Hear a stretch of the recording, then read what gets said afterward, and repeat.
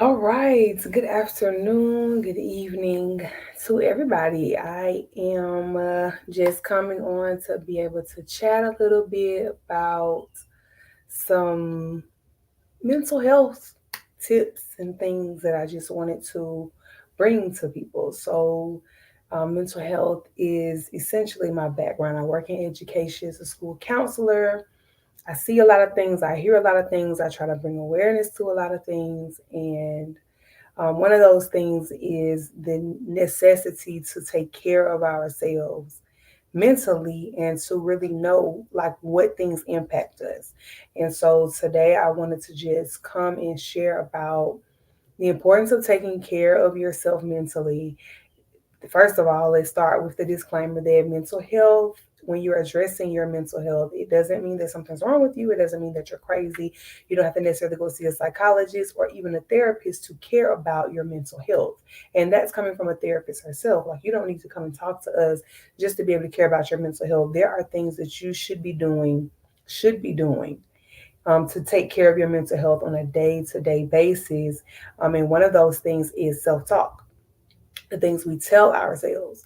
I was listening to the radio a few days ago, and on the morning show, they were talking about, and I love 106.7, which is K Love, where I live. And they were talking about like some of the things that we tell ourselves, and is it normal to talk to yourself? And apparently, they had this poll of professionals who were indicated that they actually talk to themselves, but the main thing that they do when they're talking to themselves is pumping themselves up. Like, they're telling themselves, like, you can do this. All right, they're getting themselves ready for like this meeting or whatever that it is that they're having to address with their team. They're preparing themselves identity wise to be able to go and address these people. So one of the things that came out during the show was that most of the time when we as average people are talking to ourselves, we're not telling ourselves that we can do it, that we can address it, we can hit the mark, we can get the people. We are telling ourselves the opposite. We're a failure. Oh my goodness, who am I? Like, we're questioning ourselves. We got this imposter syndrome going on, and that's a stark difference. There's a difference between talking to yourself positively and talking to yourself negatively. And it really came about full circle when I was having a small group with some of my kids at school yesterday. We talk about self esteem a lot, beauty. A lot of them struggle with like sort of like depressive thoughts, and they are at risk for just other mental health concerns that could develop if they don't go ahead and address just what they're dealing with in their own heads now. So I got them all in a small group. We were talking about self-esteem, and I wanted to make mention to them like, okay, y'all have heard about self-care, right? So when people talk about self-care, usually they're talking about like, oh, beauty type of things, getting your nails done, your hair done, feeling good, looking good. But like a big part of self-care that people don't pay attention to are the things that we let in. Like, what are we listening to that then turns around and tells us about ourselves, that we turn around and then tell us ourselves about ourselves. So, for example, social media, one of the girls brought up. Social media is an issue because, of course, you look at it and you start comparing yourself to everybody that you see on social media. Well, the reality is, social media is only giving you a partial view of what people want you to see. And when you start to compare yourself, you start to usually negatively talk about yourself and positively talk about other people. And so I challenge them about, what are you listening to? What are you surrounding yourself with that then you are internalizing is like your own identity type of stuff. And I wanted to bring that same challenge to TikTok, Instagram, and YouTube. As far as, what are you challenging yourself with? What are you listening to, and how is that impacting how you see yourself? What are you watching, and how does that impact how you're seeing yourself? What are you exposing yourself to? And then what are you then telling yourself about that? So if you are exposing yourself to, let's say, a certain type of music, a certain type of movies, and then you see the people on the screen or you hear the artist, and then you're saying the opposite about yourself. Oh, I'm not as pretty, I'm not as good looking, I'm not as smart, I can't do that. Like, wow, oh, she's amazing, but that's not for me.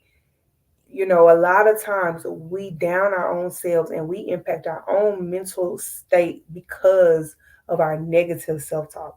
And we have to do better as people with making sure we address the truths and we tell ourselves that we can do it, because there's nobody else who's going to do it. God can tell us all day in his word that you are a child of God. and that you are saved and set free and delivered. Until you believe that you are saved, set free, and delivered, you will never walk in your right and walk in your identity as a child of God. It's not going to just happen because, oh, well, that's what the Bible says and that's what I read.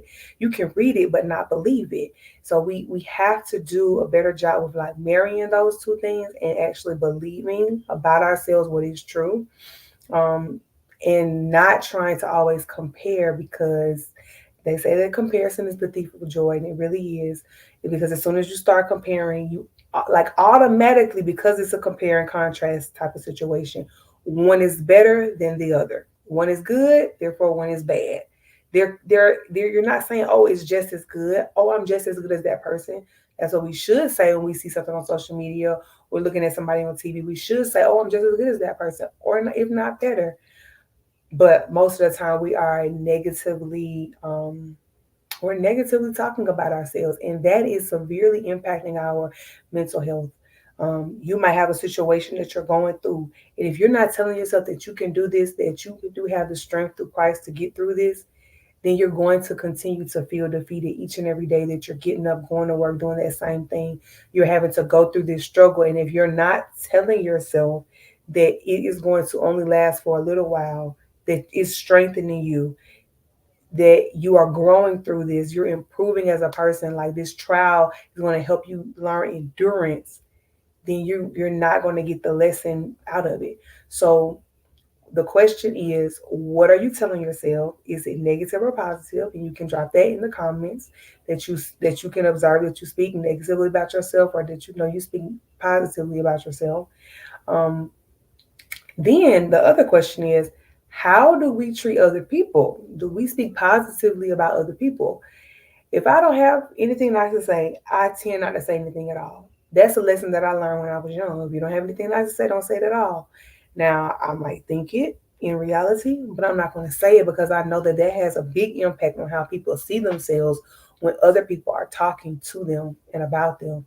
So I just care not to even go back and forth with you. I don't even have anything to say about you. I don't need to talk about you. I don't need to run down a list of your flaws.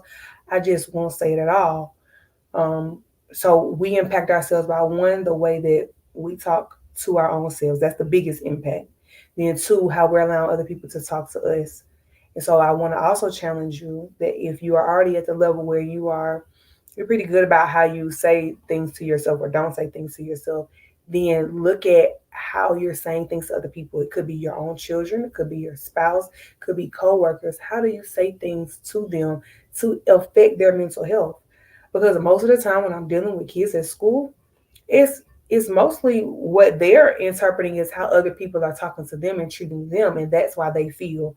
It's usually an external factor as to how they feel, the way they feel, like depressed and saddened and anxious about stuff. It's usually always how other people are treating them, and so I definitely want to give a warning to parents, especially if you have adolescents. So, what any age of children, watch how you speak to them, even if they are working your last nerve, and even if they are being annoying.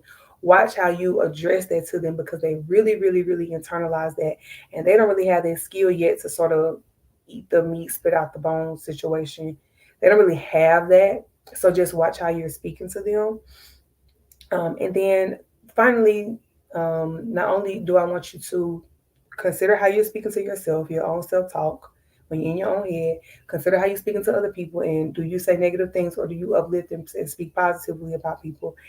Thirdly, I want you to identify some truths, because if you are not a person who speaks positively, you got to start off with some basic things. Some basic affirmations can be very helpful. Basic truths about who you are can be helpful, even if you don't think you're a great person. The fact that you have the potential, the fact that you still have a promise from God to be the best person, if you will submit to Him, then that is should be enough to get you started on your journey. It can be the fact that you are brave, you are thankful, you are gracious, you are helpful, you are beautiful.